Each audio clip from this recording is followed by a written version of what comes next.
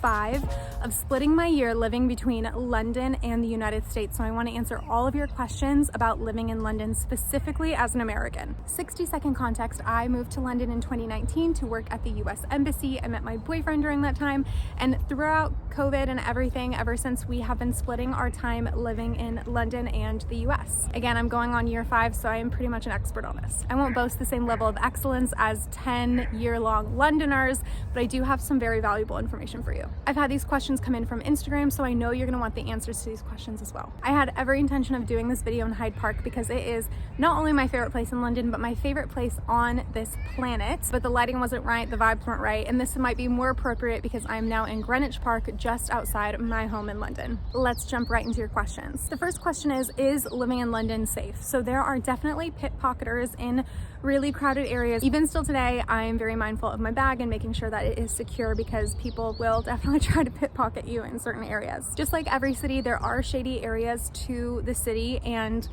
like thousands of people can have completely different London experiences based on where they live. There's a very wide range of income, household values, careers within London. So depending on where you live and the circles you go in, like where you go to and from work, you can have very different experiences in London. Some people will say, I've never felt endangered here at all, it feels super safe, or they'll be like, London's chaotic. My boyfriend, who's lived here for like 13 years, he definitely thinks that London is getting more and more dangerous, and there is just a current state, as I'm filming this, in the nation of desperation from some people because the government really isn't taking care of its people very well. But honestly, I don't think it's more dangerous than like New York City or anything like that. In any major metropolitan city, you just have to be very mindful of yourself, be smart, don't go out at night by yourself, don't walk down certain alleyways, stuff like that. Always be mindful. That being said, it's not always a stereotypical moment. My boyfriend was mugged in broad daylight on like Regent Street in the middle of the day. So don't think you're above anything happening to you. Just, I'm not saying this to scare you, but just stay super alert and make sure you're safe, make sure you're not alone when you don't need to be alone, stuff like that. I definitely don't think that it is a reason not to move to London, because you can freak yourself out of going anywhere in the world. Do British people hate Americans? Look, I don't think anyone hates Americans, and there are definitely some people who love Americans. Just the other day, I met someone who called himself like an American file or something like that, whatever the American version of an Anglophile is, and he really liked talking to me, talking about his experiences living in New York City. Some people love Americans, and I wouldn't say some people hate Americans, but I think some people find us very annoying. And as an American, I think it's safe for me to say that a lot of the stereotypes that British people have about Americans are kind of true.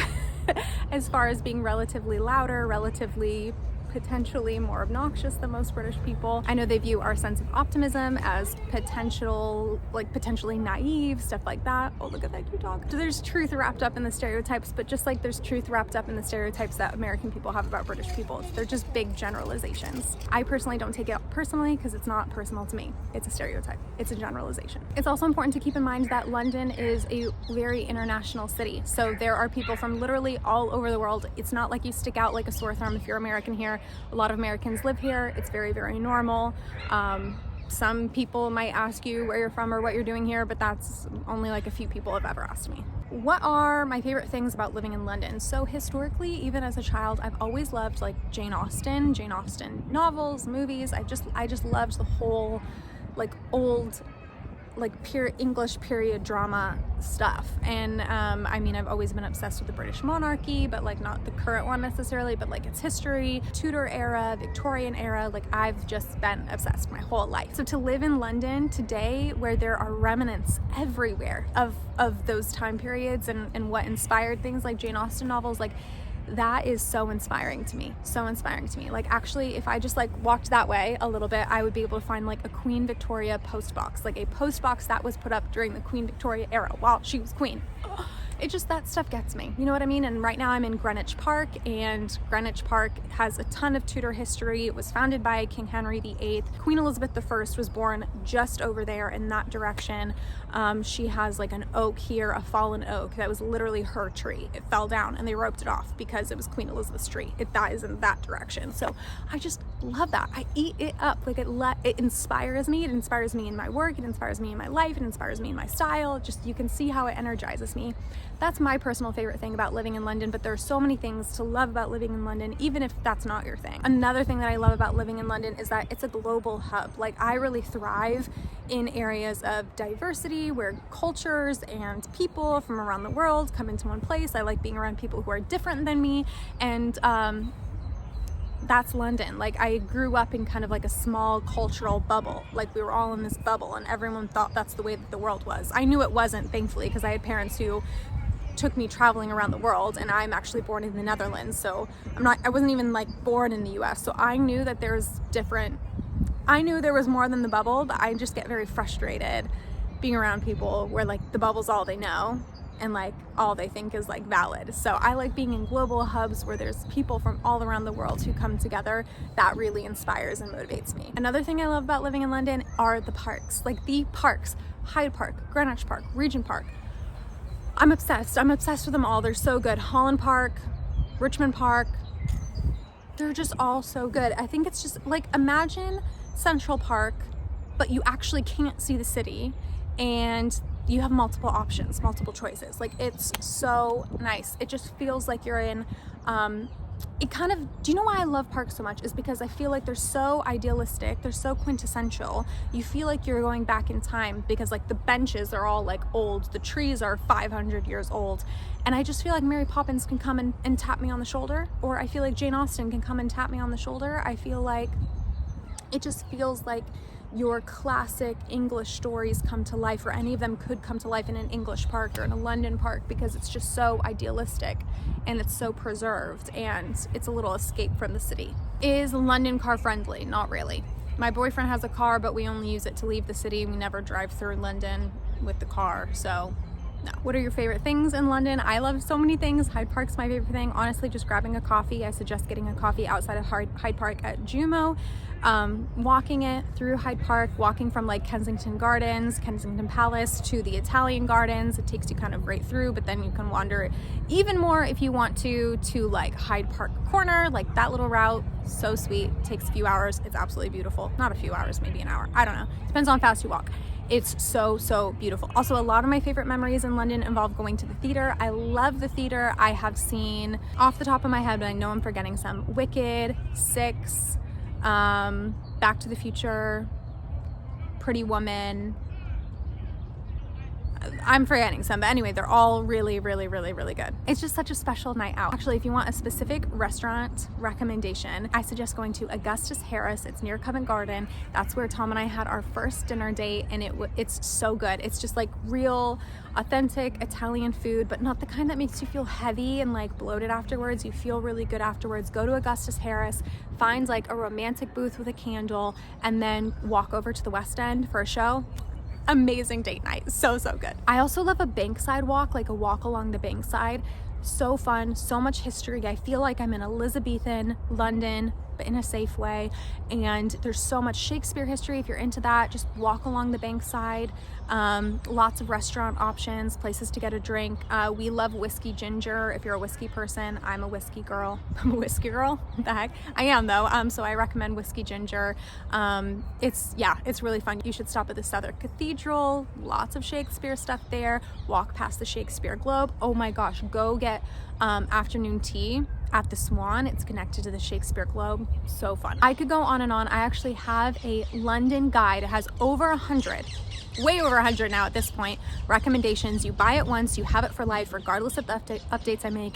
Every time I make an update, you'll get an email with all the updates. You only have to buy it once. You get it all for life. It's so good. And honestly, the best part is that I've linked a guide for Apple Maps and Google Maps. So even if you're not an Apple girly like me, you can still use it on your Android or whatever. You download the guide and boom, you have all of my locations like on your phone Maps app, whether you use Apple Maps or Google Maps. I've spent 5 years compiling this guide for you, and you're gonna have it in 5 seconds, and it's gonna really maximize your time in London. Okay, I couldn't possibly list all of my favorite things here, but I will also just like a few more tips is Covent Garden on Mondays have a vintage market.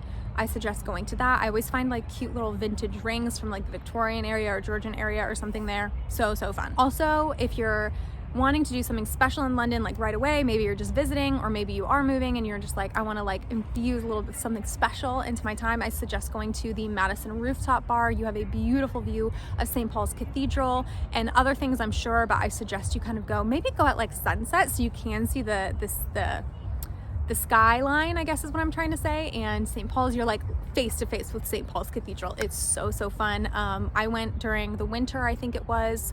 Regardless, they had like blankets, warmers. It was nice up there. It's very bougie and they kind of act like you're below them even though you're coming in to pay for them, but honestly, I think the views are worth it. Next question, what about public transportation? Is it easy to get around? Yes. Oh my gosh, the underground, the tube, if you will, so nice and so easy to learn. Do you know you can just put in your destination in Apple Maps, click transit, and it will literally give you an underground route. This is how I learned the underground, was through Apple Maps. It was so easy. I didn't download anything like City Mapper or the underground app, nothing like that. Like I just use Apple Maps and now I have a majority of the underground memorized and I can plan a route just in my head. So if you are planning on moving to London and the public transportation freaks you out, please don't. It's way nicer than the subway. I don't understand the subway still today, even though I could probably do the Apple Maps thing.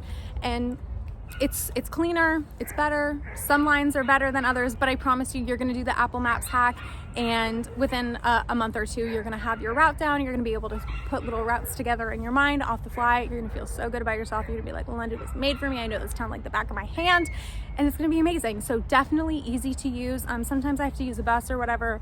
Easy, simple to use. Again, Apple Maps can walk you through that. And I know people are gonna be like, wow, she's telling everyone to use Apple Maps, like, what a Gen Z thing. First of all, I'm a millennial.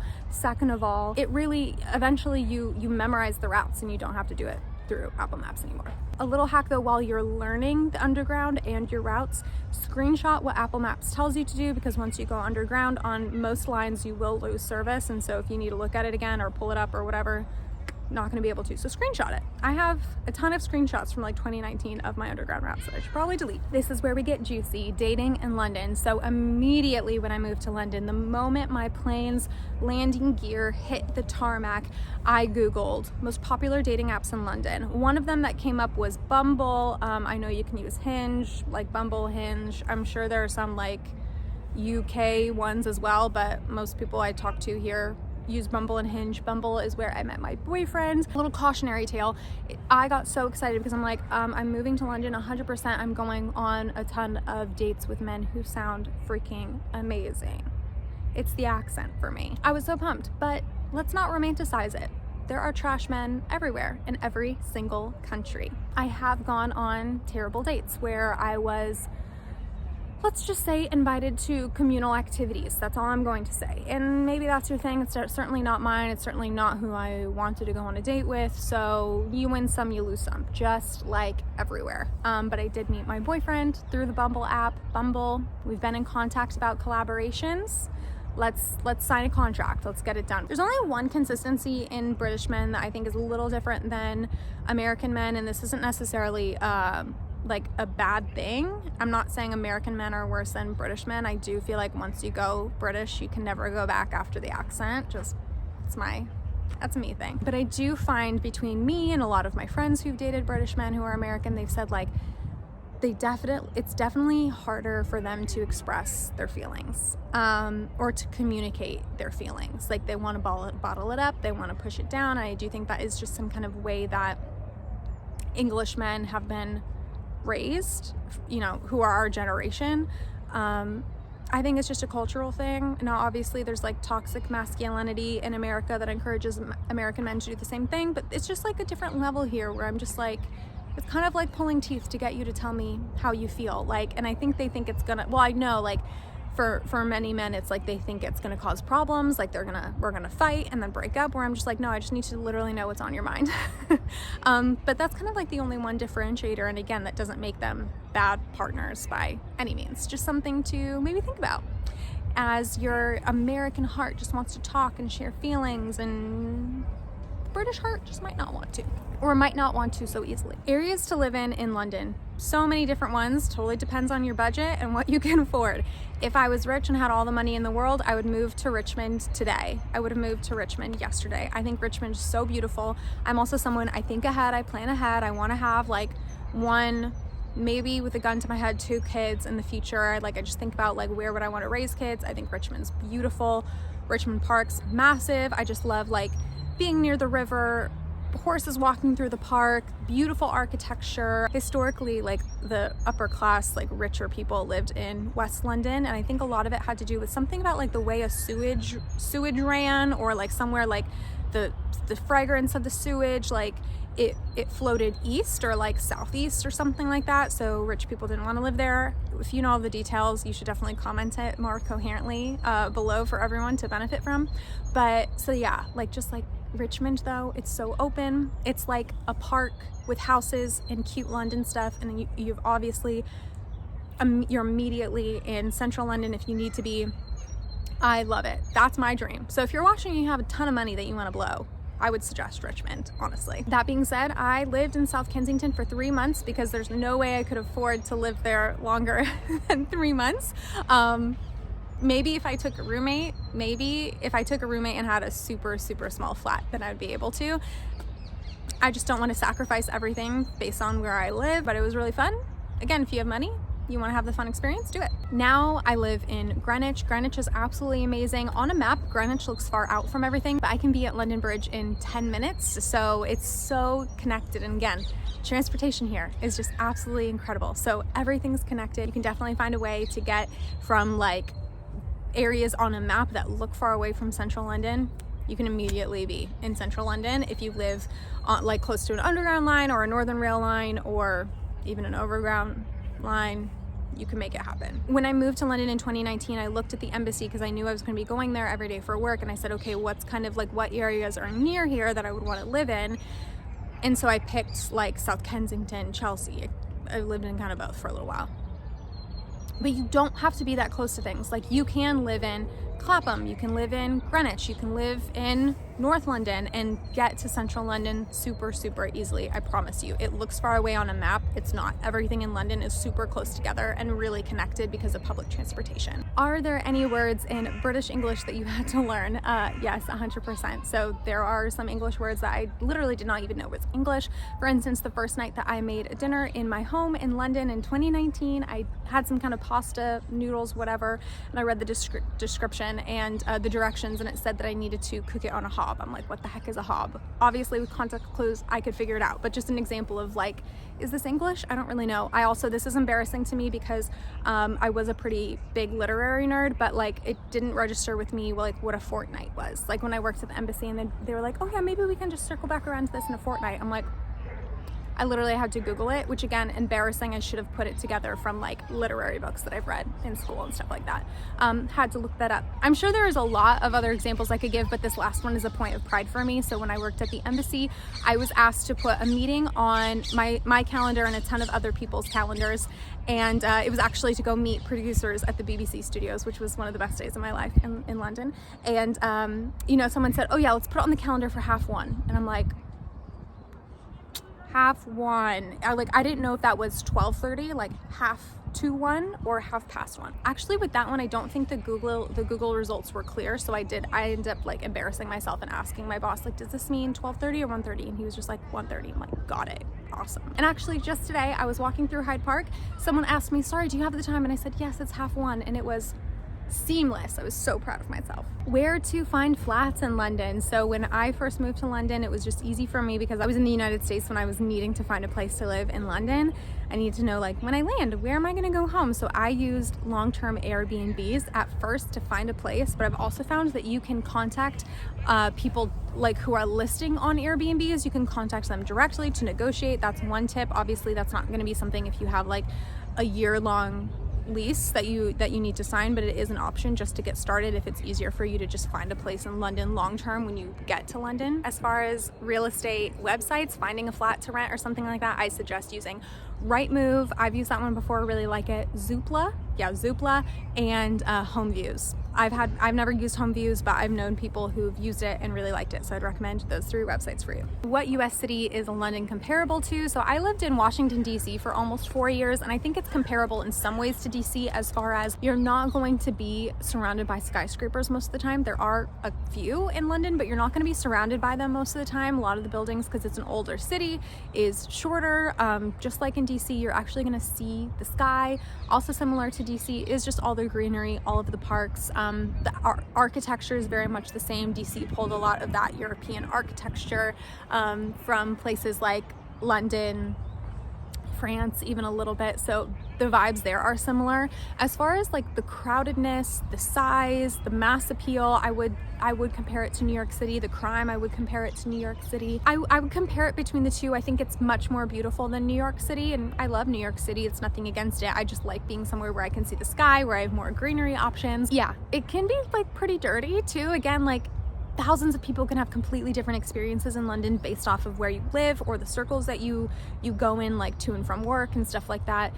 Some of London's literally covered in trash. You cannot see the floor and you need to watch where you step. And then some of it is so extremely pristine and posh. So it completely depends on kind of what parts of London you go to. But I see a little bit of DC and New York City in London. Visas are a huge question. Now, when I moved to London in 2019, I didn't need a visa because this was before Brexit. So I was actually here as an EU citizen because I am a Dutch citizen. I have dual citizenship with the United States and with the Netherlands because that's where I'm from. And now I never max out 6 months spending in London. I usually spend about 4 to 5 months in London every year. So I can just be here basically as a tourist and I can work remotely. Obviously, if you're moving here full time, I would suggest looking for jobs that have international offices because they'll already have like the visa infrastructure set up. I also really suggest if you're watching this and you're thinking about moving to London and you are a student, please, please, please do study abroad. Move here as a student.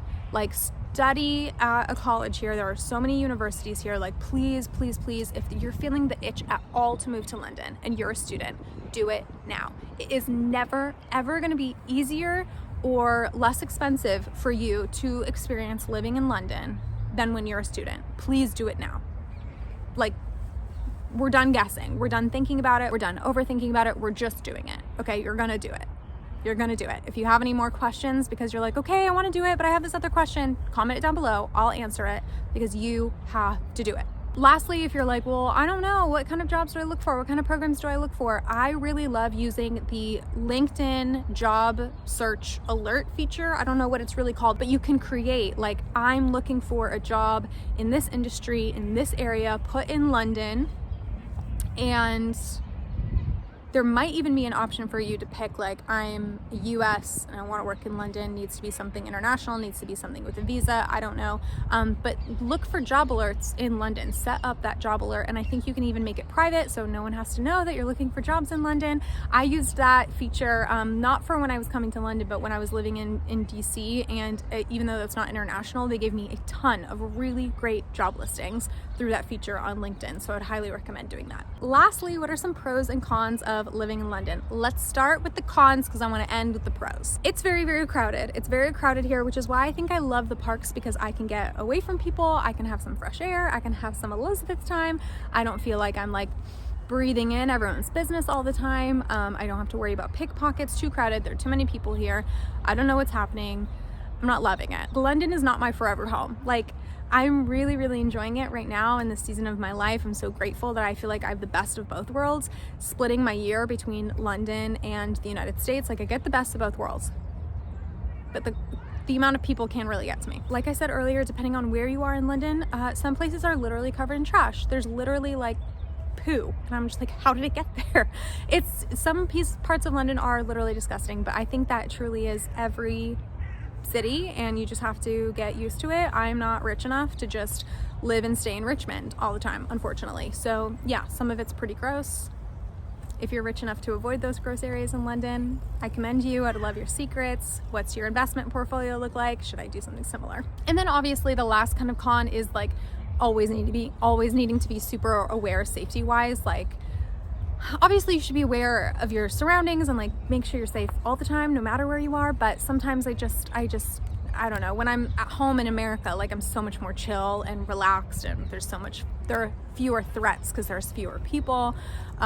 Yeah, it's like I said, like my boyfriend has like mugged twice, like 2 or 3 times over the last 12 years. One was literally in broad daylight. I think that one, to be fair, they were unsuccessful because my boyfriend's literally 6'2". It was in broad daylight and the person was like really short. So I think my boyfriend kind of like scared him off, like stood his ground and then scared him off, whatever. So that's just like unfortunate. I just want everyone to be safe and happy and love their lives in London. But I do know that there are some people in London who are marginalized, and I have compassion for that. And I realize that a reality of that is not everyone's going to make really safe choices.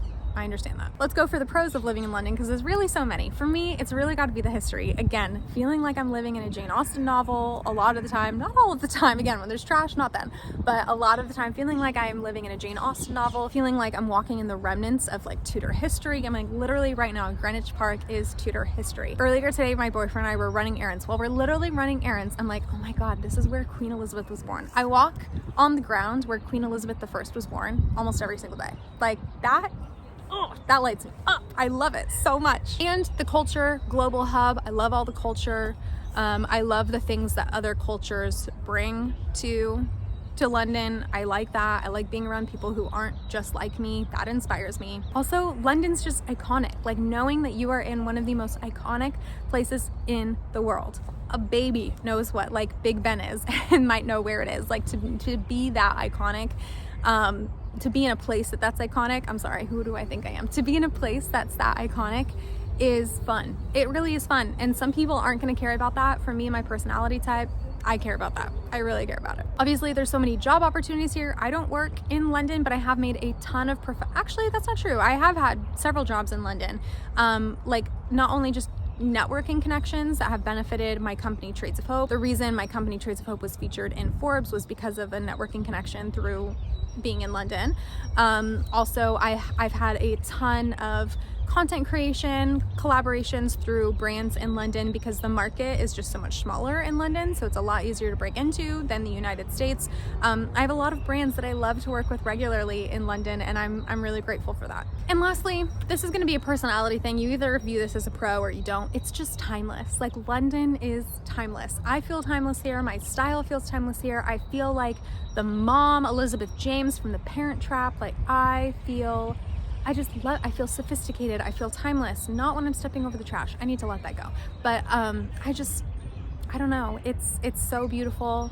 I feel like I could come out of a history book. It's just the aesthetic that inspires me so much. I feel like I'm in something that's bigger than myself. Like, you know, a lot of places in the United States I feel like are too, I don't mean this in a mean way towards anyone in the US, but I feel like I'm too small for. Like it's like slipping on a glove that's too tight. Like it's uncomfortable. Like I don't fit into this. But here in London, I feel like I fit. There's so much room for me to grow into it. There's so much room for me to grow into England. And I just feel like this is bigger than me, and that's actually more comfortable. Like I don't want to be big fish in a small pond. I want to be a little fish in a big pond. That's more comfortable to me because I don't feel restricted. I feel really expansive and like I can grow, and there's room for me to grow. I think that is all of your questions answered. If you have a question that you want to ask that I haven't answered, or if you want clarification for me to go deeper into something, please comment it and I will get back to you. I would love to answer your question. I want to help you experience the life-changing season of moving to London. Thank you so much for watching. I will see you soon.